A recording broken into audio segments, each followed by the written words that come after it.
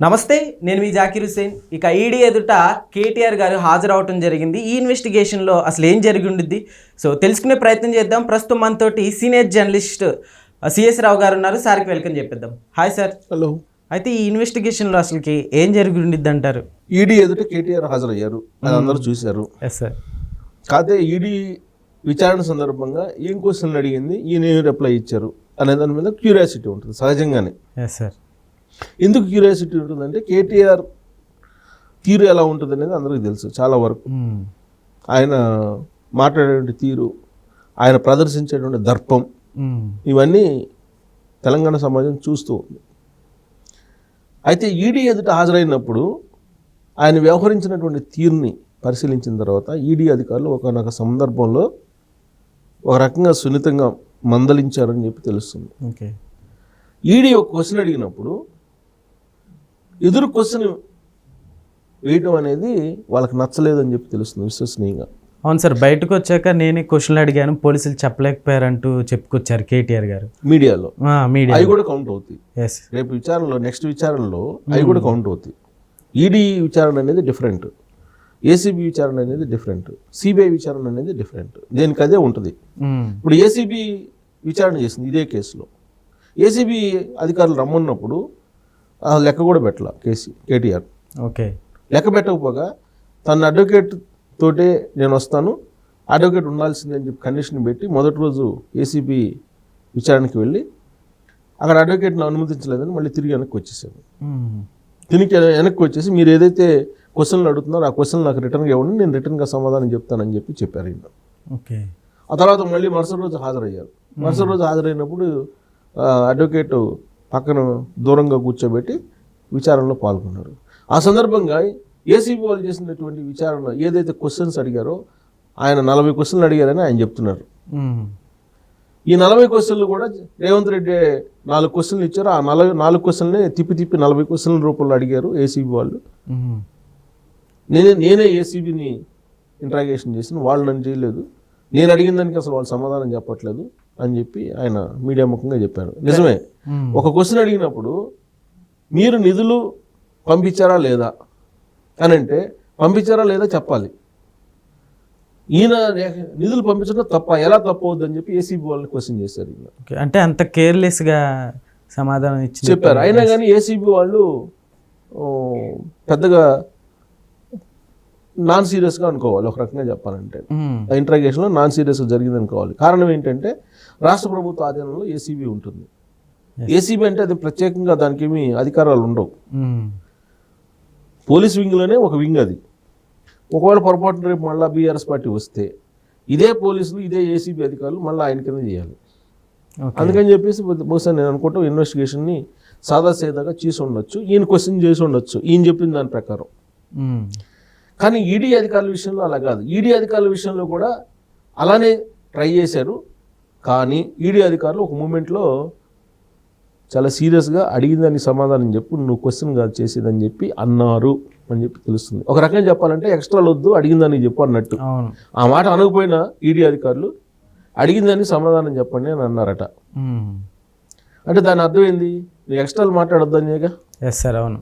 దాని అర్థం అదే కదా, ఎక్స్ట్రాలు మాట్లాడొద్దు, అడిగిందని సమాధానం చెప్పనే కదా. సహజంగా ఈయన ఏసీబీ అధికారుల దగ్గర ఇంట్రాగేషన్కి హాజరైనప్పుడు ఏదైతే పందాల్లో ఈయన క్వశ్చన్ చేశారో, క్వశ్చన్కి ఆన్సర్ కాదు, క్వశ్చన్ సహజంగానే కేటీఆర్ తీరు అలానే ఉంటుందని చెప్పేసి చాలామంది చెప్తుంటారు ఆయన గురించి తెలిసినటువంటి వాళ్ళు. అదే తరహాలో ఈడీ దగ్గర కూడా వ్యవహరించారు. ఆయన వ్యవహరించినట్టు అక్కడక్కడ కొన్ని వెబ్సైట్లో కానీ లేదంటే అక్కడక్కడ కొన్ని న్యూస్లో కానీ వస్తూ ఉంది.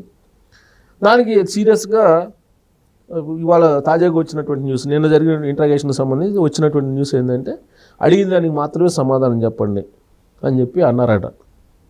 అది సీరియస్ వార్నింగేగా ఒక రకంగా చెప్పాలంటే.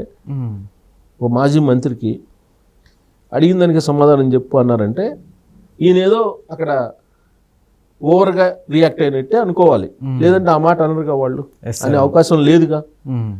అంటే ఆ కేసులో ఒకటే ఒక పాయింట్ వాళ్ళు సూటిగా ప్రశ్నించింది ఏంటంటే, మీరు నిధులని ఫార్ములా ఈ రేస్కి పంపించారు లేదా, ఈ రేస్కి పంపించారు లేదా, ఈ ఫార్ములా ఈ రేస్కి పంపించేటప్పుడు మీరు ఆర్బీఐ అనుమతి తీసుకున్నారా? తీసుకుంటే తీసుకున్నామని, లేదంటే లేదని చెప్పాలి. ఆ రెండు కాకుండా హెచ్ఎండిఏకి పవర్స్ ఉన్నాయి, జిహెచ్ఎంసీకి పవర్స్ ఉన్నాయి, క్యాబినెట్కి పవర్స్ ఉన్నాయి. ఇవన్నీ చెప్తే ఈడీ అధికారులు ఒప్పుకోరు, ఏసీబీ వాళ్ళు వినొచ్చు. అందుకే బహుశా నేను అనుకోవటం వాళ్ళు అడిగిందని సమాధానం చెప్పని చెప్పి అని ఉంటారు. ఈయన ఇండియన్ ఓవర్సీస్ బ్యాంక్ నుంచి ఫార్ములా ఈరేస్ కంపెనీకి నిధులు పంపించారు. రూపీస్ని పౌండ్స్లోకి కన్వర్ట్ చేసి పంపించిన మాట వాస్తవమే కదా, ఆన్ రికార్డ్ ఉంది కదా. వాళ్ళ దగ్గర ఆధారాలు చూపించి అడిగారట కేటీఆర్ గారిని. మరి ఆర్బీఐ అనుమతి తీసుకోవాలి కదా. ఆర్బీఐ అనుమతి తీసుకోకుండా మీరు ఎలా పంపిస్తారు? విదేశాలకి రుణాలను ఎలా పంపిస్తారు? 45 కోట్లు పంపించారు, ఎలా పంపిస్తారు ఆర్బీఐ పర్మిషన్ తీసుకోకుండా అని చెప్పి అడిగితే, ఇది కావాలని ప్రభుత్వం వాళ్ళు మళ్ళీ పంపించిన డబ్బులు మళ్ళీ ఇస్తామన్నా కానీ ఈ ప్రభుత్వం కావాలని తీసుకోలేదు అని చెప్పి చెప్పేటువంటి ప్రయత్నం చేసినప్పుడు ఈడీ అధికారులు అడిగిందనే సమాధానం చెప్పి పాలిటిక్స్ ఇక్కడ కుదరవు అని చెప్పి అన్నారు అని చెప్పి తెలుస్తుంది. ఎందుకు కేటీఆర్ మీద ఇంత రివర్స్గా ఈడీ లేదంటే ఇన్వెస్టిగేషన్లో భాగంగా ఇంత సీరియస్ అయ్యి ఉండొచ్చు అనేది ఒక క్వశ్చన్ వేసుకుంటే కనుక కొంచెం గతానికి వెళ్ళాలి మనం. గతానికి వెళ్తే కవిత లిక్కర్ స్కామ్ జరిగినప్పుడు కవిత కోసం ఈడీ అధికారులు వచ్చారు కవితని విచారించడానికి.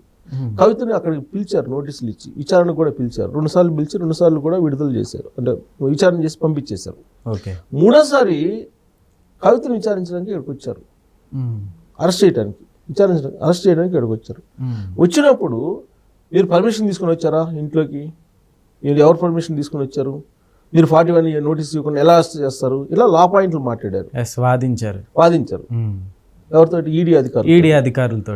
అప్పుడు ఒక లేడీ ఆఫీసర్, ఈడీ ఆఫీసర్, ఆమె పేరు ఏదో నాకు కరెక్ట్గా గుర్తులేదు, ఆ లేడీ ఆఫీసరు సీరియస్ అయింది కేటీఆర్ మీద. ఏమనుకుంటున్నావు అని. ఆ రోజే ఈడీ అధికారికి కేటీఆర్కి మధ్య కొంత ఘర్షణ వాతావరణం నెలకొంది.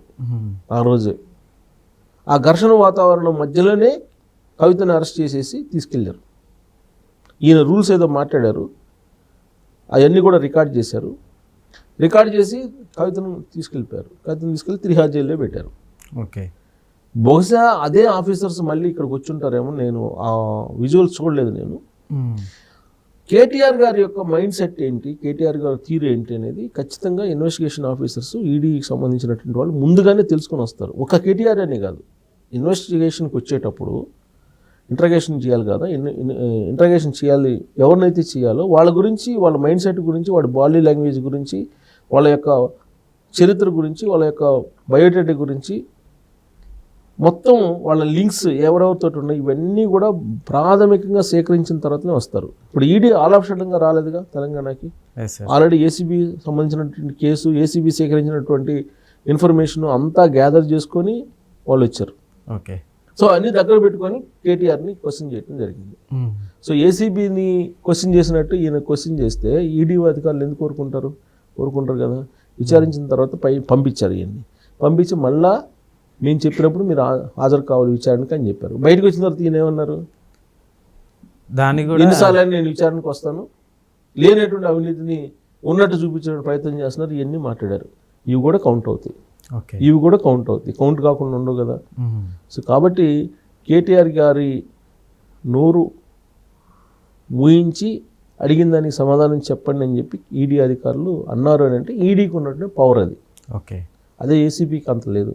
అందుకే ఈడీ మరోసారి పిలిచే అవకాశం కూడా ఉంది. ఇప్పుడు ఆల్రెడీ అరవింద్ కుమార్ A2గా ఉన్నాడు, A1గా కేటీఆర్ ఉన్నారు, A3గా బిఎల్ఎన్ రెడ్డి ఉన్నారు.